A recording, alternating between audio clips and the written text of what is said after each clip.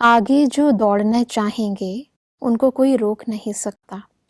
अपनी रुकावट रोक सकती है, बाकी कोई के रोकने से नहीं रुक सकता।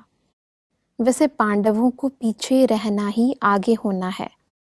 पांडवों को पीछे रहकर शक्तियों को आगे करना है।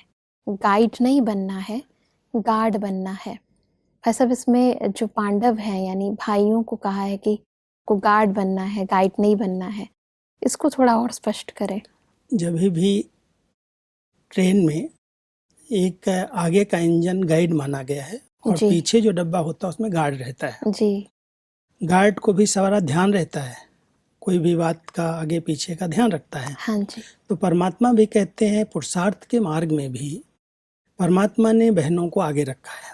गाइड तो खुद है, हाँ जी। बहनों को गाइड नहीं बनाया, लेकिन कई बार भाइयों की बुद्धि, उनकी समझ, वो अपने आप को थोड़ा सा बड़ा समझते हैं, होशियार समझते हैं दुनिया के हिसाब से, और उसके कारण वो गाइड बन जाते हैं।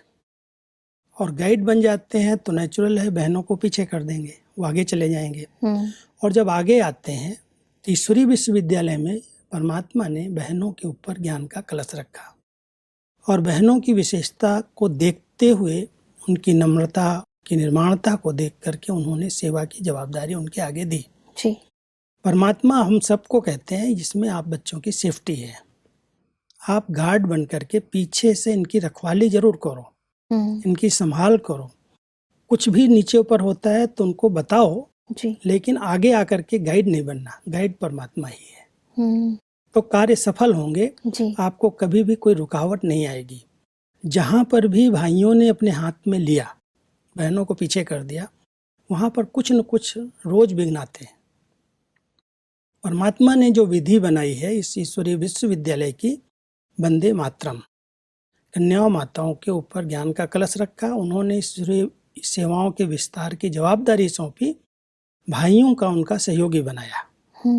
तो सहयोगी बनकर के गार्ड की तरह पीछे से रह करके सब बातें गाइड करनी है, लेकिन गाइड बनकर के आगे रह करके नहीं, इसमें उनकी सेफ्टी है। देखा जाए तो आजकल दुनिया में भी महिलाओं को बहुत आगे रखने के लिए आजकल बहुत सारे नए नए प्रोग्राम्स, नए नए प्रोजेक्ट्स निकाले जा रहे हैं।